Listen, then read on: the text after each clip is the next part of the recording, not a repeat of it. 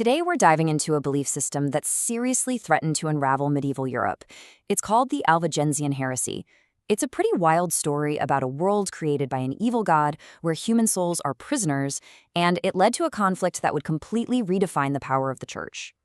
So to really get your head around just how radical this was, let me ask you a question. What if a religion taught that having children, bringing new life into the world, was actually a profound sin? Because, believe it or not, back in 13th century southern France, that is exactly what was happening. And this wasn't some tiny fringe idea, it was a powerful movement that was winning over people from all walks of life. So how could they believe something like that? Well, to understand why, we have to look at their core belief system. And it all starts with this radical idea that our world, everything around us, was created by an evil god. Okay, so at the heart of this whole thing was this really stark dualism. The Albigensians, who are also known as the Cathars, saw the entire universe as a battlefield between two gods. On one side, you had a good god who created everything spiritual, souls, light, heaven. And on the other, an evil god who created the entire material world, our bodies, the earth, everything you can touch.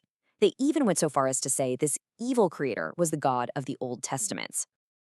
So in their worldview, every single one of us is a divine spirit, like a spark of light from the good God that got tricked by the evil one and is now imprisoned in a physical, material body.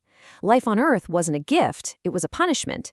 It was the only hell that they believed really existed. And if you follow that logic, it leads to a direct clash with Christianity through a belief called Docetism. I mean, think about it. If all matter is evil, then Jesus, who is perfectly good, could not have had a real, physical human body. His birth, his suffering, the crucifixion, they believed it was all an illusion, a spirit that was only appearing to be human. This whole belief system created this kind of two-tiered society. At the very top, you had the perfecti, or the perfect. These were the spiritual elite, the hardcore believers. They took a vow called the consolamentum and lived these incredibly strict lives to cut all ties to the material world. And then below them, you had the credentes, the believers. This was everybody else, really, who lived pretty normal lives but promised to take that same vow just right before they died. And this is where their belief system leads to a truly shocking practice, the endura. You see, if the body is an evil prison for the soul, then what's the logical conclusion? Escaping that prison is a good thing. The endura was basically a form of ritual suicide, usually by starving oneself to death, and it was seen as the ultimate act of purity, a final, noble way to liberate the soul. So, as you can probably imagine, a religion that preached the world was evil and that suicide was a virtuous act, well, it wasn't just seen as some quirky belief system. No, it was considered an existential threat to the very fabric of medieval society. And this threat was really twofold, striking at the heart of both society and theology. Let's start with the societal threat.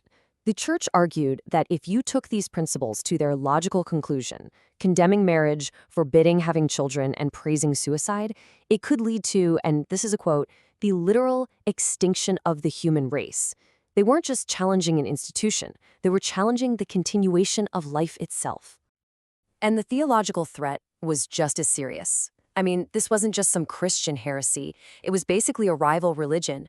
By claiming the material world was evil, it completely rejected the core Christian belief that God's creation is good.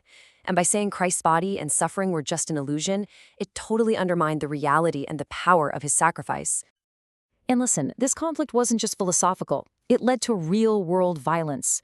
Followers would vandalize Catholic churches, they'd desecrate the Eucharist, they'd interrupt services. But the absolute breaking point came in 1208, when a papal legate, a direct representative of the Pope, was assassinated by a supporter of the Albigensian cause. That assassination was the final straw. It triggered a massive, multi-pronged response from the Catholic Church, which was now determined to eradicate this threat once and for all. You can really see how the Church's reaction escalated over time. It started with words, preaching and debating in the early 1200s. Then, it exploded into open warfare with the Albigensian Crusade in 1208. And finally, it settled into a systematic institutional process with the start of the Medieval Inquisition in 1229. So, the Church's response really unfolded in three distinct phases. First, they fought with ideas. Then, they fought with swords. And finally, they fought with a new kind of institution. So first up was the intellectual response. You had preachers like St. Dominic who adopted that same simple lifestyle as the perfecti to show that, hey, you could be holy within Catholicism too. The church clarified its key doctrines at a major council, and the rosary was promoted specifically to counter the heresy, getting believers to meditate on the very real, physical life of Christ, his birth, his suffering, his death, all the things the Albigensians claimed were just an illusion. Next, the military response. After his representative was murdered, Pope Innocent III called for a crusade.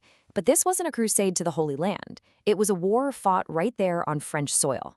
It was a brutal 20-year conflict that pitted northern French barons against the lords of southern France who were protecting the Cathars. And finally, after the pure chaos of the crusade, came the institutional response, the Medieval Inquisition. Its goal wasn't just more violence. It was designed to replace mob justice with a formal, systematic process for rooting out heresy. And it was run by highly trained theologians from the new Dominican order. So after decades of preaching, war, and inquisition, what was the final outcome? What's the lasting legacy of this incredibly powerful heresy? Well, as an organized movement, the Albigensians were effectively wiped out. By the 14th century, they had pretty much vanished from the historical record. But here's the real question. The group may have disappeared, but did the core ideas that powered them ever really go away? You see, the root of the Albigensian belief was a much older philosophy called Gnosticism. Gnosticism is this idea that salvation isn't for everybody. It comes from acquiring secret, elite knowledge, gnosis. This fundamental idea that the material world is a flawed prison and only a select few have the hidden knowledge to escape it, well, that didn't die with the Cathars. And that brings us to our final thought. Historians and theologians argued that this Gnostic impulse is a recurring theme in human history. It just keeps reappearing in different forms in different eras, which leads to the question we'll leave you with. If this idea is always making a comeback, what form do you think it might be taking today?